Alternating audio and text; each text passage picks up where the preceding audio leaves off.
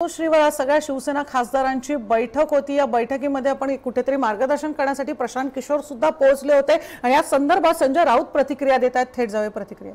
हिंदी में जानना चाहते राउत साहब पूरी जानकारी। आने का क्या प्रयोजन था, क्या उनकी सर्विसेज शिवसेना ले रही है? प्रशांत किशोर जेडीयू के राष्ट्रीय उपाध्यक्ष हैं। मैं आपको बताना चाहता हूँ, प्रशांत किशोर एनडीए के घटक दल के एक नेता है और उस नाते प्रशांत किशोर जी उनकी आज कर्टेसी विजिट रही मातोश्री पे, सबसे मिले, उद्धव जी से मिले। मैं मानता हूँ आप उसमें राजनीति मत देखिए। तर प्रचाराची धुरा सांभाळणार का प्रशांत किशोरजी? प्रचाराची धुरा सांभाळण्याची जबाबदारी नेहमी शिवसेना पक्षप्रमुख आणि शिवसेना नेत्यांचीच असते। हिंदी में सवाल है, क्या शिवसेना खुद की ताकत पे लड़ेगी या युति की? शिवसेना की ताकत तो है, ताकत रहेगी और ताकत पर लड़ेंगे हम। हमेशा शिवसेना पार्टी चीफ ने ऐलान किया है कि हम अपनी ताकत पर लड़ेंगे। लेकिन चर्चा हो रही है कि गठबंधन, भाजपा से गठबंधन होगा, लोकसभा हो या ये चर्चा में शिवसेना कहीं शामिल नहीं है। चर्चा आप लोग कर रहे हैं और आपके माध्यम से सब बातें हमारे तरफ आती है। शिवसेना बड़े भाई की भूमिका निभा रहा है, क्या आपको लगता है? मुझे लगता है कि महाराष्ट्र में हमेशा शिवसेना ने बड़े भाई की भूमिका ही अदा की है और उसके आगे भी करेगी। और आप सब ने चाहा तो हिंदुस्तान की राजनीति में भी शिवसेना एक महत्वपूर्ण भूमिका करने जाएगी। महाराष्ट्र में बड़ा भाई शिवसेना को प्रस्ताव दिया जा रहा है। देश में क्यों नहीं बड़ा भाई होगा? फिर भाजपा हम क्यों नहीं बड़ा भाई होंगे? प्रशांत किशोर की सदिच्छा भेंट में क्या चर्चा हुई, कौन से मुद्दों पर हुई चर्चा हुई? देखिए, प्रशांत किशोर जेडीयू के राष्ट्रीय उपाध्यक्ष है। प्रशांत किशोर हमारे आज हम एनडीए में है, एक एनडीए के घटक दल के प्रमुख सदस्य है, तो बातें बहुत सी होती है, धीरे धीरे आपको पता चलेगी। ममता बनर्जी पर शिवसेना का क्या स्टैंड है? एक स्ट्रैटेजी, एक पॉलिटिकल स्ट्रैटेजी के तौर पर क्या शिवसेना की मदद करेंगे? शिवसेना हमेशा अपनी स्ट्रैटेजी पर चलती है। वो स्ट्रैटेजी बाला साहेब ठाकरे जी की थी, आज उद्धव ठाकरे साहब की है। ममता बनर्जी धरना आंदोलनावर मध्यस्थी करण्यासाठी आली होती अशी चर्चा आहे। शिवसेना भाजपचा मध्यस्थीची गरज नाही आहे कुठल्या, हा काय व्यापार नाही आहे। आणि मला असं वाटतं की उद्धव ठाकरे काफी आहेत, पुरेसे आहेत या प्रत्येक गोष्टीला तोंड देण्यासाठी। माहोल झालेला आहे। ममता बॅनर्जीवर शिवसेनेची भूमिका काय? वेट अँड वॉच यही भूमिका है। सर, अण्णा हजारेंच्या भेटीला अनेक नेते मंडळी जाणार आहेत, शिवसेनेची काय भूमिका? अण्णा हजारे यांना तिथे जाऊन भेटण्यापेक्षा अण्णा हजारेंच्या पाठीमागे ताकद उभी करणं ही महत्त्वाची गरज आहे आणि ती उद्धव ठाकरे अण्णा हजारे यांच्या सतत संपर्कात आहे। सरकार अण्णांच्या जीवाशी खेळतंय का? नक्कीच नक्कीच, आपकी बात सही है। सरकार चाहती है कि अन्ना का आंदोलन अन्ना के साथ खत्म हो, लेकिन हम होने नहीं देंगे। अन्ना की जान हमारे लिए बहुत बहुमूल्य है और सरकार और किसी एक दल अन्ना के जान से खेलने की कोशिश कर रही है तो शिवसेना होने नहीं देगी। सर संजय राउत यांची प्रतिक्रिया आपण बघितली। कोणतंही स्पष्ट उत्तर देणं संजय राउत यांनी टाळलेलं आहे। प्रशांत किशोर खरं तर आज सगळ्या शिवसेनेच्या नेत्यांना भेटलेले आहे। शिवसेनेच्या खासदारांची आज बैठक होती मातोश्रीवर। या ठिकाणी प्रशांत किशोर स्वतः ते देखील उपस्थित होते। एकीकडे रणनीतिकार म्हणून प्रशांत किशोर यांची ओळख आहे, तर दुसरीकडे जनता दल युनायटेडचे उपाध्यक्ष सुद्धा आहेत। आगामी निवडणुकी संदर्भात कुठेतरी व्यूहरचना आखण्यासाठी शिवसेनेला प्रशांत भूषण मदत करणार अशी चर्चा सुरू असतानाच एक एनडीएचा घटक पक्ष म्हणून प्रशांत किशोर अशा प्रकारे आपल्याला भेटल्याचं शिवसेनेचे संजय राउत यांनी स्पष्ट केलेलं आहे।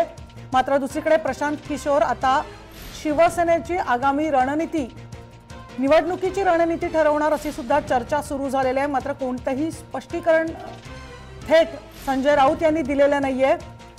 मात्र एक अनपेक्षित घटना आज घडलेली आहे, ती म्हणजे मातोश्रीवर अचानक काल मुख्यमंत्री आपण बघितलं, एकीकडे दिल्लीमध्ये सगळी अधिवेशन सुरू असताना सगळ्या खासदारांना शिवसेनेने थेट मुंबईत बोलवून घेतलं। मातोश्रीवर या सगळ्यांची बैठक बोलावली। सकाळी बैठक सुरू होती, प्रशांत किशोर थेट या बैठकीमध्ये पोहोचले त्यामुळे अनेक चर्चा आता चांगल्या सुरू झालेल्या आहे। एकीकडे निवडणुकीच्या तयारीला शिवसेना लागलेली आहे।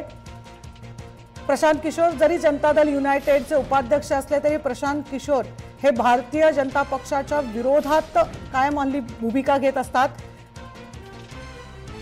त्यामुळे आता नेमकी शिवसेनेची सुद्धा पुढची भूमिका काय असणार याबद्दल आता उत्सुकता निर्माण झालेली आहे। संजय राऊत यांच्याकडनं खरं तर खूप प्रतिक्रिया येणं अपेक्षित होतं, मात्र काही स्पष्ट बोलण्यास त्यांनी नकार दिलेला आहे। प्रशांत किशोर फक्त एनडीएचे घटक पक्ष आहेत आणि त्या संदर्भात ते आपल्याला भेटायला आल्याचं संजय राऊत यांनी म्हटलेलं आहे।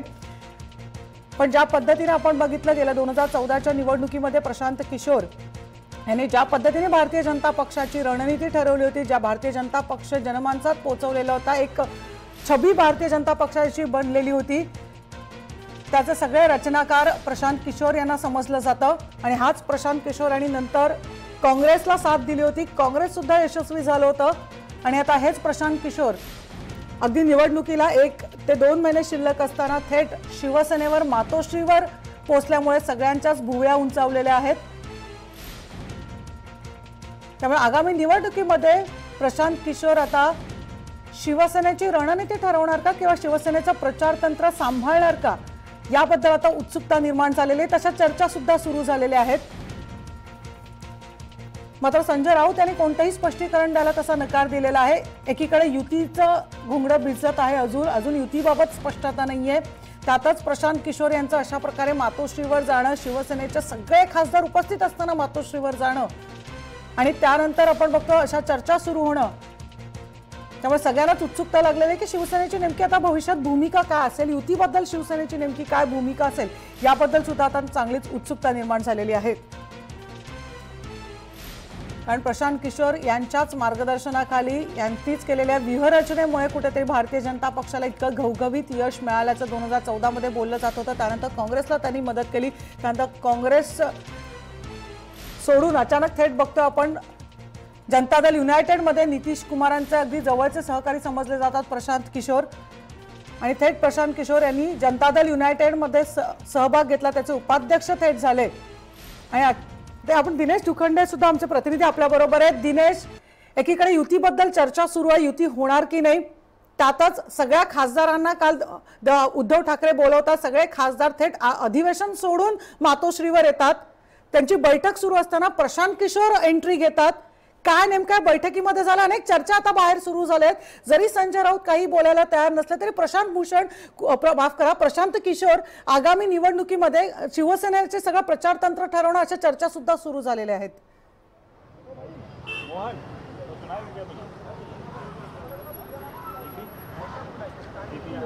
मनुश्री, शिवसेना नेते आणि खासदार संजय राऊत यांनी प्रशांत किशोर यांनी शिवसेनेच्या खासदारांना मार्गदर्शन केलं या बातमीचं खंडन केलेलं आहे।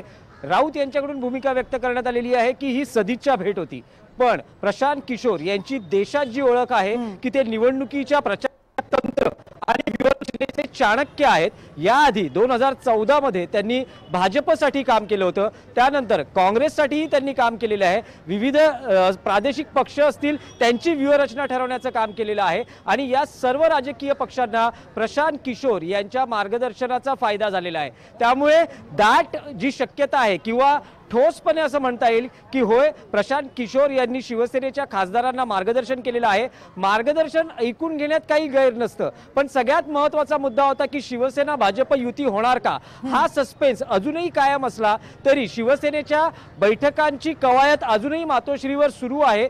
उद्धव ठाकरे यांच्यावर खासदार आमदारांचा आग्रही दबाव आहे की त्यांनी युतीमध्ये निवडणूक लढवावी। जी सूत्रांकडून माहिती मिळते त्यानुसार शिवसेना ही सकारात्मक आहे भाजपबरोबर युती करण्यासाठी, पण शिवसेनेला जो योग्य प्रस्ताव हवा आहे तो अजूनही मिळालेला नाहीये। त्यामुळे अजूनही बोलणी किंवा ज्या वाटाघाटी आहेत त्या धीम्या गतीने सुरू आहेत, पण मार्चच्या पहिल्या आठवड्यात निवडणुकीची घोषणा होणं अपेक्षित आहे।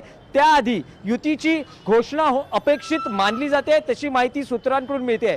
आपल्याला जर इतिहासातले संदर्भ बघायचे झाले तर ज्या पद्धतीने प्रशांत किशोर यांनी आज शिवसेनेच्या खासदारांना मार्गदर्शन केलं, स्वतः शिवसेना प्रमुख बाळासाहेब ठाकरे यांनी शिवसेनेची जडणघडण होत असताना 70च्या दशकात कम्युनिस्ट नेते श्रीपाद अमृत डांगे यांचं मार्गदर्शन शिवसैनिकांसाठी ठेवलं होतं।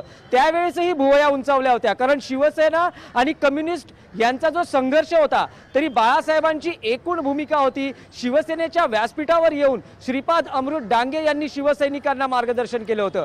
वेळोवेळी विविध क्षेत्रातले तज्ज्ञ पत्रकार हेही शिवसेनेच्या कार्यकर्त्यांना पदाधिकाऱ्यांना मार्गदर्शन करण्यासाठी दिनेश निवडणुकीसाठी एक महिना फक्त उरलेला असताना आणि प्रशांत किशोर दिनेश निवडणुकीसाठी एक महिना उरलेला आहे आणि प्रशांत किशोर हे देवेंद्र फडणवीस वगैरे दुसरीकडे अमित शहा आणि पंतप्रधान नरेंद्र मोदी यांचे कट्टर विरोधक सुद्धा समजले जातात। ते थेट टीका करतात आणि निवडणुकीच्या एक महिना आधी अशा प्रकारे प्रशांत किशोर यांनी मातोश्रीवर जाण्याचे नेमके संकेत काय समजायचे? पण मग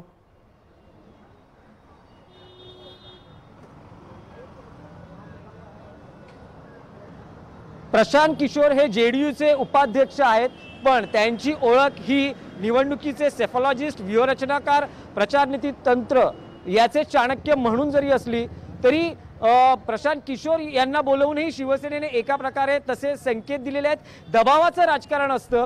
भाजपशी एकूण वाटाघाटींमध्ये शिवसेनेला दबाव नीतीचाही किंवा दबाव तंत्राचाही वापर करायचा आहे आणि भाजपकडून अधिकचं आपल्या पदरात पाडून घ्यायचं आहे। त्यामुळे कदाचित हा एक दबाव तंत्राचा भाग असू शकतो। पण मुख्यमंत्र्यांशी उद्धव ठाकरे यांचे मैत्रीपूर्ण संबंध आहेत। स्वतः अमित शहा हे युतीसाठी मनधरणी करत आहेत, स्वतः पंतप्रधान युतीसाठी अनुकूल आहेत। शिवसेना योग्य प्रस्तावाची वाट पाहते आहे। स्वतः केंद्रीय मंत्री प्रकाश जावडेकर आणि शिवसेनेकडून सुभाष देसाई यांच्यामध्ये बोलणी सुरू आहेत।